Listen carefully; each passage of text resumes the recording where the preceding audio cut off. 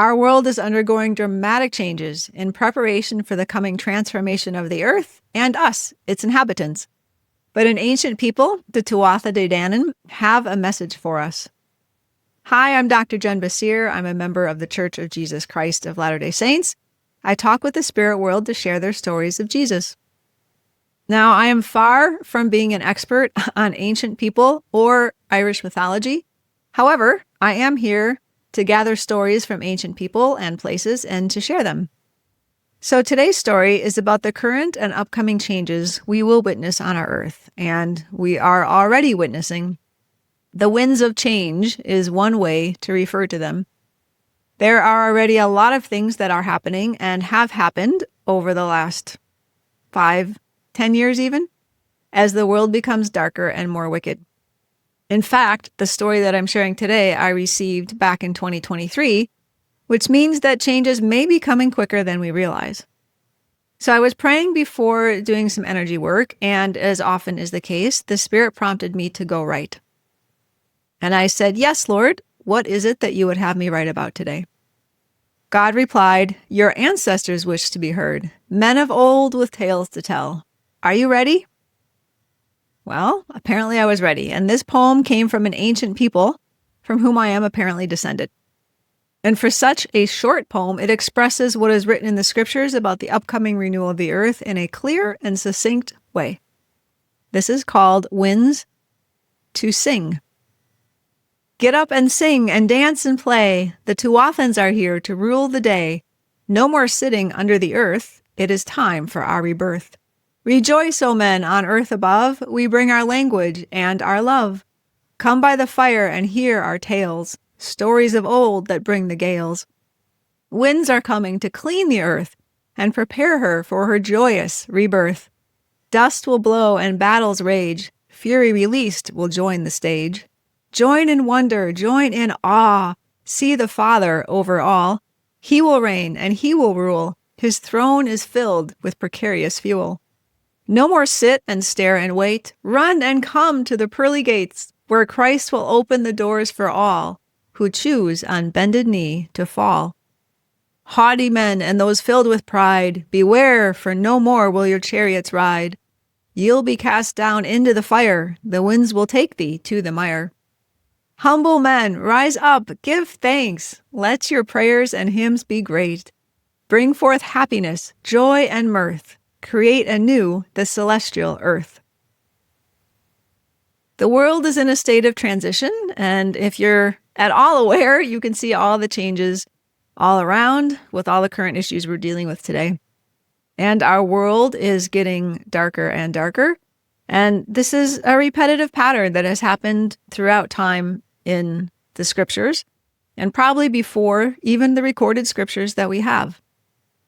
Moses was called to gather the Lord's people. He brought them out of captivity, through the wilderness and into a promised land.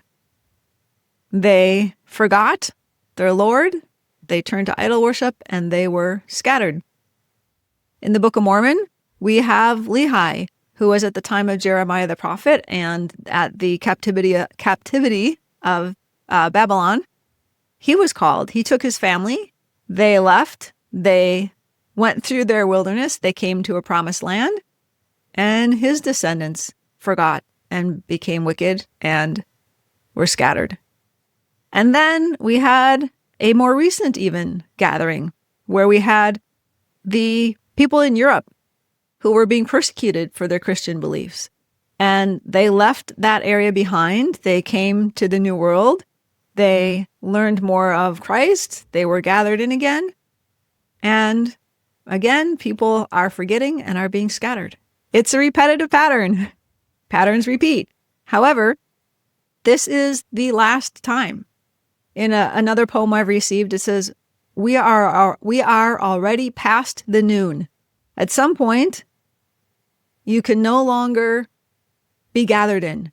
It is time in the history of our existence to make that final decision for this last phase of the scattering and gathering for right now. And it may seem that evil is winning in the world, and yet we know that darkness does not win. It does not win in the end. Christ and the light wins. And do we need to fear these things? We only fear if we lack faith and if we lack the humility, because the light always comes. And notice the overall message in the poem and from the Tuathans. Is it one of gloom and doom? Of course not. It is one of joy and singing.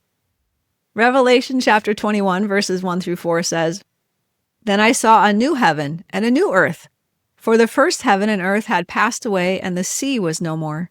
I saw the holy city, the new Jerusalem, coming down out of heaven from God, prepared as a bride adorned for her husband. And I heard a loud voice from the throne saying, 'Behold, the dwelling place of God is with man, and he will dwell with them. They will be his people, and God himself will be with them as their God. He will wipe away every tear from their eyes, and there will be no more death, or mourning, or crying, or pain, for the former things have passed away.'" For us, as humans, and for the earth to be renewed, we must undergo cleansing. It's not just us as human beings that are undergoing this change and transformation. The earth herself must be transformed. And if you want to hear a story of one spirit's spectacular transformation before she could be with Christ, check out episode 22. So let's talk briefly about the Tuathans, the people who live supposedly under the earth. The Tuathans are an ancient people who conquered and ruled Ireland long time ago, 1897 to 1700 BC or BCE. On their arrival to Ireland from the Northern Isles, the Tuatha De Dannan were so big and mighty that they blocked out daylight for 3 days and 3 nights. Isn't that interesting? 3 days and 3 nights with their ships. Then they burned their ships so they could have no possibility of retreat, which sent up a great cloud of dark smoke. The Tuatha are thought to be of the goddess Danu, or perhaps were originally known as the Tuatha De, or meaning the people of God. They had great mythical powers and abilities. One treasure or talisman of theirs was a cauldron that could issue forth an endless supply of food for the people.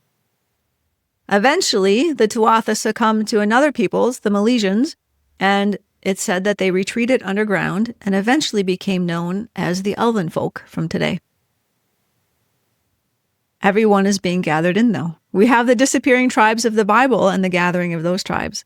Of the 12 tribes of Israel, the 10 northern tribes were scattered and lost around 721, 722 BC, when the Assyrians conquered the Jewish people.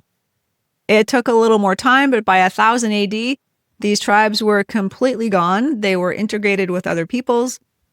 And as far as our current known historical records show, we don't have records of them as a separate group. And to this day, Israel, or the Northern Kingdom, is referred to as the 10 lost tribes of Israel, because after this Assyrian captivity, they completely intermixed with other nations and ceased to exist as their own independent tribes. However, one beautiful and prominent feature of the change and the transformation and the renewal of the earth and of us is the gathering of the lost tribes. All who were scattered, all who are lost, are being gathered in. This includes the living and the dead, and even those from other places in the universe.